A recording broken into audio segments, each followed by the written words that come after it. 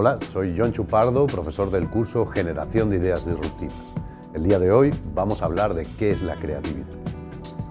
Vamos a empezar pensando en un personaje público que consideremos creativo. Solemos pensar en diseñadores de moda como Chanel, pintores como Picasso, directores de cine como Steven Spielberg, chefs como Gastón Acurio o escultores como Botero, pero también políticos, pensadores, empresarios, científicos y médicos. Entonces, ¿qué es la creatividad? Stein dice que la creatividad es aquel proceso que produce una obra nueva que es aceptada como defendible o útil o satisfactoria por un grupo en un determinado momento temporal. Y Gardner dice que el individuo creativo es una persona que resuelve los problemas con regularidad, elabora productos o define cuestiones nuevas en un campo de un modo que al principio es considerado nuevo, pero que al final llega a ser aceptado en un contexto cultural concreto. Por tanto, la creatividad no es más que una herramienta que nos permite solucionar problemas de una manera diferente.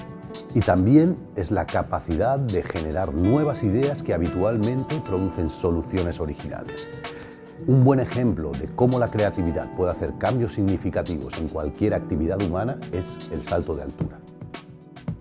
Hasta los Juegos Olímpicos de 1968 en México, los saltadores utilizaban la técnica del rodillo y apenas superaban los 2,20 metros de altura.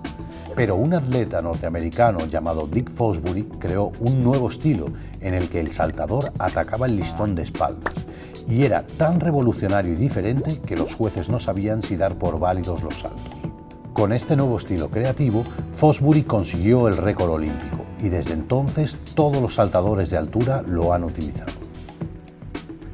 Existen muchos otros ejemplos de creatividad en el mundo empresarial. Por ejemplo, Enric Bernat pensó en cómo podía evitar que los niños se manchasen con los caramelos y creó el Chupa Chups, reconocido en el mundo entero y precursor de los chupetines actuales.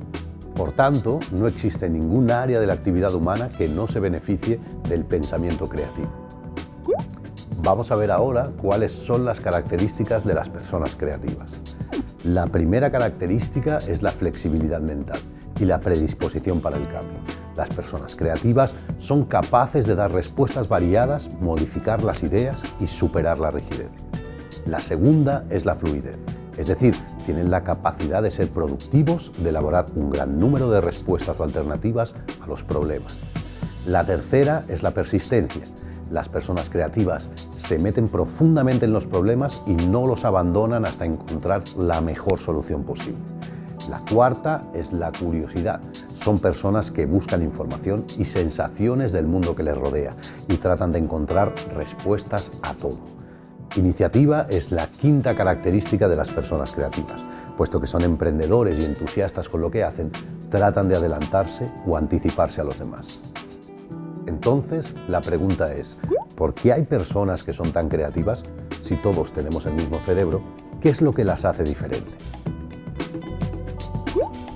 El cerebro tiene dos hemisferios. El izquierdo es donde se dan los pensamientos lógicos, analíticos, secuenciales, cuantitativos y planificadores, todos aquellos que utilizamos para la lógica. El hemisferio derecho, por otro lado, es donde ocurre la magia. En él se dan los pensamientos creativos, originales, donde se esconde la intuición, lo holístico y lo emocional.